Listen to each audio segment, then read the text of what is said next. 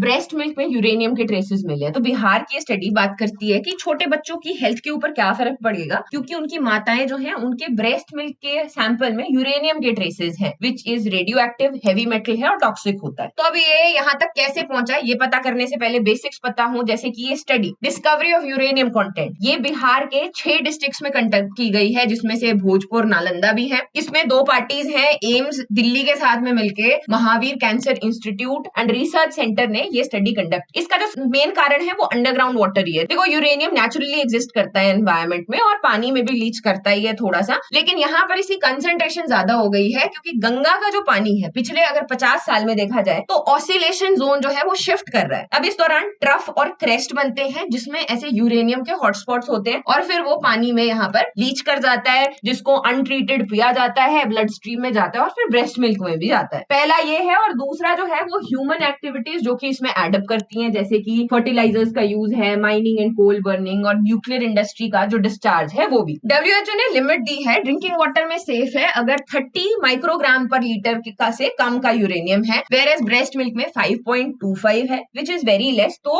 औरतों को breast feed करना बंद नहीं करना है, इससे हेल्थ रिस्क है लेकिन कैंसरस नहीं है, अभी उतना ज्यादा डेंजरस नहीं है। इनफैक्ट बहुत सारी ऐसी कंट्री है जैसे कि फिनलैंड है, यहाँ पर जो लिमिट है वो 100 माइक्रोग्राम पर लीटर है, जो WHO से काफी ज्यादा है। अब ये कोई नई बात नहीं, 1990s से स्टडीज कहती है कि गंगा और ब्रह्मपुत्र में यूरेनियम के डिपॉजिट्स हैं। फिर 2002 में ये भी देखी गई स्टडीज कि अंडरग्राउंड में इसकी कंटेमिनेशन भी हो रही है। इनफैक्ट अभी 2024 में बिहार में भोजपुर डिस्ट्रिक्ट में देखा गया कि आर्सेनिक की कंटेमिनेशन भी है अंडरग्राउंड वाटर में, जिसके पैरेलल एक डिसीजन लिया गया, फिल्टर्स लगाए गए लो लाइंग एरिया में कि आर्सेनिक और आयरन फ्लोराइड इनको यहाँ पर फिल्टर आउट किया जाएगा, लेकिन ये गलत जगह लगे थे तो उसका कोई फायदा भी नहीं हुआ। तो यहाँ पर जो किया जा सकता है, सबसे पहले हमारे पास में ऐसी स्टडीज हो जो बताएं कि कौन सा मेटल कितना है और कितना टॉक्सिक है, देन जो एनवायरमेंटल प्रोफाइलिंग है यूरेनियम की वो की जाए, एंड देन सिस्टमेटिक स्टेप्स जो है वो लिए जा सकते हैं, बिकॉज आने वाली जनरेशन को बहुत ज्यादा इश्यूज हो सकते हैं। यूरेनियम से नेफ्रोटॉक्सिसिटी होती है, इंपेयर्ड न्यूरो डेवलपमेंट होता है, साथ ही में जो आपके मोटर स्किल्स हैं वो भी डिलेड रहते हैं, at the same time come IQ होता है। तो हमारे आने वाली जनरेशन के लिए कुछ ना कुछ करना बहुत ज्यादा जरूरी है।